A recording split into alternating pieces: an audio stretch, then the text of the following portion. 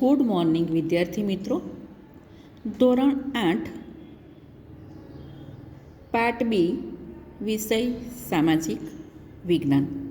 બરાબર વિદ્યાર્થી મિત્રો, મેં પરીક્ષા માટે તમને પાઠ કીધા આગળ પણ, અને આ પરીક્ષા તમે આપી દેશો 28 તારીખની. પછી પાછી તમારે પેલી ફર્સ્ટ સેમવાળી બુક છે ને, એ વાંચવી પડશે, ખબર છે?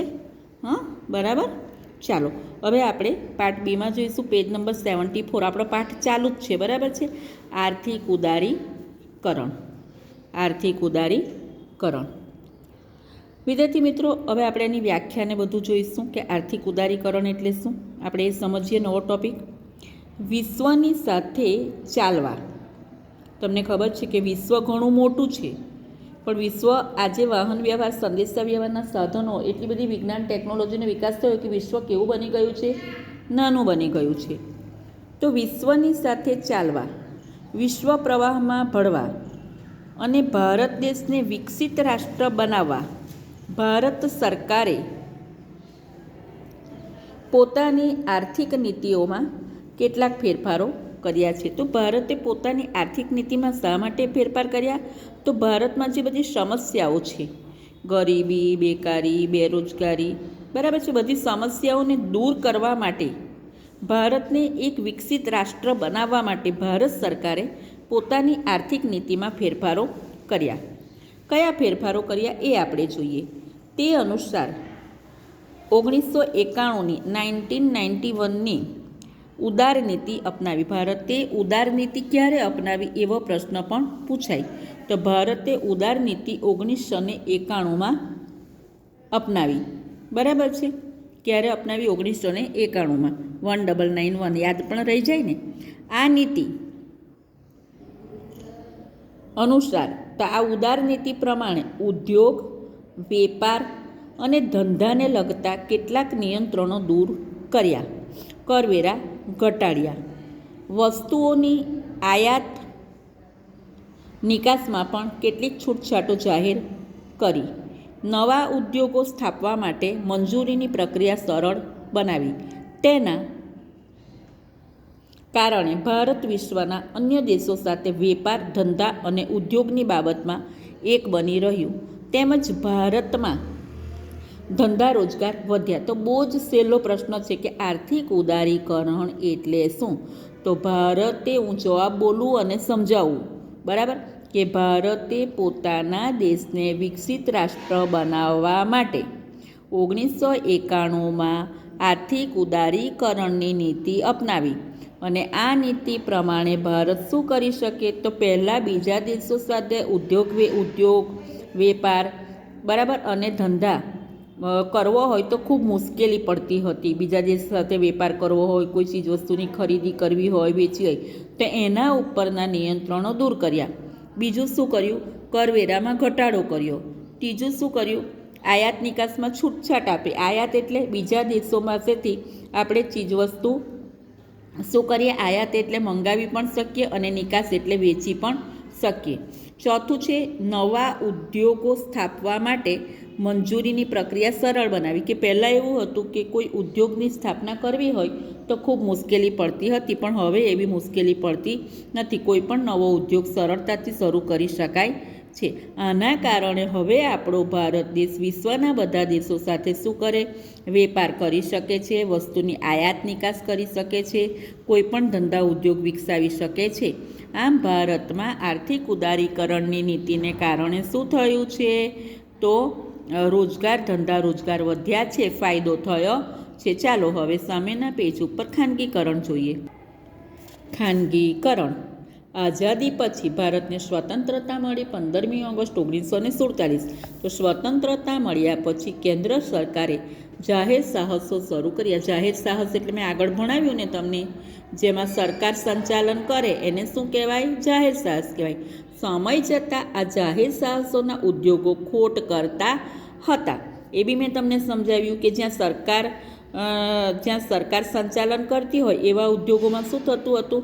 તો નિયમિત ગુણવત્તાવાળું કામ થતું હતું નહીં. ઉદ્યોગ ધંધામાં ખોટ જતી હતી. આપણે જોયું ને આગળ પેલા 4 ક્ષેત્રો, બરાબર.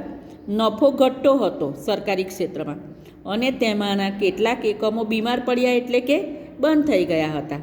આમ સરકારના અર્થતંત્ર ઉપર એની અસર થઈ કે સરકારને શું થયું, આવક ઓછી થતી હતી, કામ ગુણવત્તાવાળું થતું હતું નહીં, કામદારો સંગઠિત થયા પણ ઉદ્યોગો નુકસાનમાં આવી પડ્યા. કામદારોનું રક્ષણ થાય, આપણે સંગઠિત ક્ષેત્ર પેલું કાંતાવાળું જોયું ને, કે જે કામ કરે સરકારી ક્ષેત્રમાં એને પોતાને નફો થાય પણ સરકારને શું થાય, નુકસાન થતું હતું, ખોટ જતી હતી.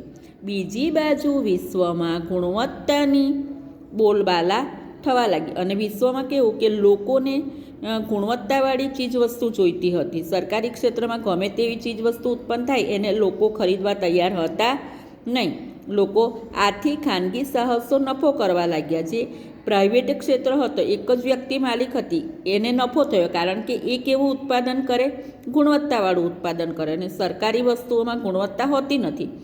આવી બધી પરિસ્થિતિએ ખાનગીકરણને પ્રોત્સાહન આપ્યું કે સરકારી ક્ષેત્રે ગુણવત્તાવાળું કામ થતું હતું નહીં, સમયસર કામ થતું હતું નહીં. આથી ખાનગી ક્ષેત્રનો વધુ વિકાસ થયો અને સરકાર જાહેર સાહસોમાંથી કયા ક્ષેત્ર તરફ, તો ખાનગી ક્ષેત્ર તરફ વળી. આમ સંયુક્ત સાહસ અને ખાનગીકરણની પ્રક્રિયા, સંયુક્ત સાહસ એ ખાનગીકરણની પ્રક્રિયાનો એક ભાગ છે. એક વિધાન એ ખાલી જગ્યા કરી દેવાની કે સંયુક્ત સાહસ એ ખાલી જગ્યા પ્રક્રિયાનો ભાગ છે ખાનગીકરણનો. ખાનગીકરણ વિશે તમને પ્રશ્ન પૂછાય, બરાબર છે, અંદરથી કોઈ વાક્ય એકાદ આપ્યું હોય કે હવે ખાનગીકરણને વધુ પ્રોત્સાહન મળ્યું છે અથવા હવે બધા ખાનગી ક્ષેત્ર તરફ વળ્યા છે, તો આપણે એકવાર એને વાંચી લઈએ. વાંચો મારી સાથે. ખાનગીકરણ. આઝાદી પછી કેન્દ્ર સરકારે જાહેર સાહસો શરૂ કર્યા. સમય જતાં આ જાહેર સાહસોના ઉદ્યોગો ખોટ કરતા ગયા, નફો ઘટતો ગયો અને તેમાંના કેટલાક એકમો બીમાર પડવાથી બંધ થયા. સરકારના અર્થતંત્ર ઉપર એની અસર થઈ. કામદારો સંગઠિત થયા પણ ઉદ્યોગો નુકસાનમાં આવી પડ્યા. બીજી બાજુ વિશ્વમાં ગુણવત્તાની બોલબાલા થવા લાગી. ખાનગી સાહસો નફો કરવા લાગ્યા. આ બધી પરિસ્થિતિએ ખાનગીકરણને પ્રોત્સાહન આપ્યું. સરકાર જાહેર સાહસોમાંથી ખસવા લાગી અને ખાનગીકરણ તરફ વળી. સંયુક્ત સાહસ એ ખાનગીકરણની પ્રક્રિયાનો એક ભાગ છે. ચાલો હવે આપણે જોઈએ વૈશ્વિકીકરણ. એ બહુ ઇઝી છે, બરાબર છે. હવે આપણે પેલી ઉદારીકરણની નીતિ અપનાવીને આપણે જોયું ને કે આપણે વિશ્વના આપણો ભારત દેશ હવે શું છે, વિશ્વના બધા દેશો સાથે વેપાર કરી શકે, આયાત નિકાસ કરી શકે, એને જ તો આપણે વૈશ્વિકીકરણ કહીએ છીએ. તો અંદર પહેલી વ્યાખ્યા જ બેટા આપેલી છે કે વૈશ્વિકીકરણ એટલે શું. વૈશ્વિકીકરણ એટલે સમગ્ર વિશ્વનું એક બનવું, એટલે કે આપણે બધા જ દેશોની સાથે રહીને વેપાર, ઉદ્યોગ, ધંધા, આયાત નિકાસ બધું કરી શકીએ. ફરીથી એ વ્યાખ્યા બોલું છું. વૈશ્વિકીકરણ એટલે સમગ્ર વિશ્વનું એક બનવું અથવા તો એકબીજાની નજીક આવવું, એટલે સમગ્ર વિશ્વના બધા દેશો એકબીજાની નજીક આવે. વૈશ્વિકીકરણથી વિશ્વનો કોઈપણ દેશ વિશ્વના અન્ય દેશ સાથે સરળતાથી શું કરી શકે છે, વેપાર કરે. મેં તમને કીધું ને, આપણે તો ભારતે વૈશ્વિકીકરણની નીતિ અપનાવી છે. આથી ભારત હવે વિશ્વના બધા દેશો સાથે ખૂબ સરળતાથી વેપાર ધંધો કરી શકે છે. તેનાથી એકબીજા દેશોની બજારો અને ઉત્પાદનોમાં એકીકરણ થયું કે વિશ્વના બીજા દેશની કોઈપણ ચીજવસ્તુ આપણે ખરીદી શકીએ, આપણા દેશની એમને વેચી પણ શકીએ. આપણે બધા પછી હવે કેવા છે, પરસ્પરાવલંબી છે, એકબીજા ઉપર આધાર રાખીએ છે. બધી જ વસ્તુ બીજા દેશની આપણા દેશમાં મળે, આપણા દેશની બીજા દેશમાં મળે. આપણે વધુ ઉત્પાદન થતું હોય તો મોકલીએ ને બીજા દેશને. એકબીજા દેશો વચ્ચેના પરસ્પર સંબંધ અને તીવ્ર એકીકરણની આ પ્રક્રિયા વૈશ્વિકીકરણ છે. વૈશ્વિકીકરણને મદદ કરનાર અને ઉત્તેજન આપનાર જો કોઈ મહત્ત્વની પ્રક્રિયા હોય તો તે કઈ છે, તો તે છે માહિતી તકનિકીમાં આવેલી અભૂતપૂર્વ ક્રાંતિ. કે આજે આપણે જોઈએ છીએ કે ઇન્ફોર્મેશન ટેકનોલોજી તરીકે આપણે એને ઓળખીએ છીએ. આજે વિશ્વ વ્યાપાર સંગઠન WTO, બરાબર છે, WTO વર્લ્ડ ટ્રેડ ઓર્ગેનાઇઝેશન આ દિશામાં કામ કરી રહ્યું છે. તો વિશ્વ વ્યાપાર સંગઠન, બરાબર છે, એ શું કરે છે, તો એકબીજા દેશોને મદદ કરે છે. બધા જ દેશો સાથે આપણે વેપાર કરી શકીએ છીએ. અને WTOની સ્થાપના ક્યારે થઈ હતી? તો WTOની સ્થાપના વર્લ્ડ ટ્રેડ ઓર્ગેનાઇઝેશન 1995માં થઈ હતી. વાંચી લઈશું એકવાર વૈશ્વિકીકરણ. વૈશ્વિકીકરણ એટલે સમગ્ર વિશ્વનું એક બનવું અથવા એકબીજાની નજીક આવવું. વૈશ્વિકીકરણથી વિશ્વનો કોઈપણ દેશ વિશ્વના અન્ય દેશ સાથે સરળતાથી વેપાર ધંધો કરી શકે છે. તેનાથી એકબીજા દેશોના બજારો અને ઉત્પાદનોમાં એકીકરણ થઈ રહ્યું છે. એકબીજા દેશો વચ્ચેના પરસ્પર સંબંધ અને તીવ્ર એકીકરણની આ પ્રક્રિયા વૈશ્વિકીકરણ છે. વૈશ્વિકીકરણને મદદ કરનાર અને ઉત્તેજન આપનાર જો કોઈ મહત્ત્વની પ્રક્રિયા હોય તો તે માહિતી તકનીકીમાં આવેલી અભૂતપૂર્વ ક્રાંતિ છે, જેને આપણે ઇન્ફોર્મેશન ટેકનોલોજી કહીએ છીએ. વિશ્વ વ્યાપાર સંગઠન WTO આ દિશામાં કામ કરે છે અને WTOની સ્થાપના 1995માં થઈ હતી. હવે જુઓ વિદ્યાર્થી મિત્રો, આપણે વૈશ્વિકીકરણની નીતિ અપનાવી તો એની અસરો કઈ છે? અસરોનો અર્થ શું થાય છે? અસરોનો અર્થ થાય છે પરિણામો. કે આપણે વિશ્વના બધા દેશો સાથે વેપાર કરીએ તો એના શું પરિણામો આવે છે? તમને 4 ગુણનો પ્રશ્ન પણ પૂછી શકાય. વૈશ્વિકીકરણની અસરો. માહિતી ટેકનોલોજીને કારણે સેવા ક્ષેત્રમાં શું થયું છે? રોજગારીની નવી તકો ઊભી થઈ છે. આપણે સેવા ક્ષેત્રના ઉદાહરણો જોયા. મોબાઈલ, ઈમેલ, ફેક્સ, આ બધું શેમાં આવે છે? સેવા ક્ષેત્રમાં આવે છે. બરાબર છે. તો શું થયું? વૈશ્વિકીકરણથી સેવા ક્ષેત્રમાં લોકોને રોજગારીની તકો ઊભી થાય. અત્યારે જુઓ કોરોના છે પણ બધા વ્યવસાય ચાલે છે ને સેવા ક્ષેત્રથી ઓનલાઈન. બરાબર છે. બીજું, phone, fax, mobile, email, internet, video conference જેવા સાધનોથી માહિતી ઓછા ખર્ચે અને ઝડપથી પ્રાપ્ત થતા દેશના આર્થિક વિકાસની ગતિ વધી. તો શું થયું? આવા બધા સાધનોથી દેશનો આર્થિક વિકાસ ઝડપી બન્યો. બહુરાષ્ટ્રીય કંપનીઓ યજમાન દેશોની કંપનીઓ સાથે સંયુક્ત સાહસ કરવા લાગી. બીજા દેશની કંપનીઓ પણ આપણી સાથે વ્યવસાય કરવા લાગી. ખાનગી ક્ષેત્ર જાહેર ક્ષેત્ર સાથે કામ કરવા માંડ્યા, જેનો કાયદો યજમાન દેશને થયો. જેમ કે એનું ઉદાહરણ તમને આપું છું.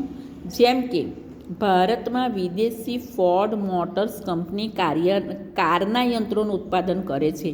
તો આપણા ભારત દેશમાં વિદેશની કઈ કંપની છે? Ford motors company. એ શેનું ઉત્પાદન કરે છે? કારના યંત્રો બનાવે છે. તે કેવળ ભારત દેશ માટે જ કારોનું નિર્માણ કરે છે એવું નથી, પણ એ જે કારના યંત્રો બનાવે છે એ વિશ્વના અન્ય દેશો સાથે પણ કારના યંત્રોનું ઉત્પાદન કરે છે, જેનો લાભ કોને મળે? યજમાન દેશ. તો આપણા દેશમાં આવીને વેપાર કરે એટલે આપણો ભારત દેશ યજમાન દેશ કહેવાય છે. આપણે બીજા દેશમાં જઈને વેપાર કરીએ તો સામેવાળો દેશ યજમાન દેશ કહેવાય અને સામેવાળા દેશને ફાયદો થાય. તો આપણા ભારતને પણ એનાથી ફાયદો થાય છે. એ જ રીતે ભારતની મોટી કંપનીઓ પણ, તો આપણા ભારત દેશની મોટી કંપનીઓ વિશ્વના બીજા દેશોમાં જઈને વેપાર કરે છે.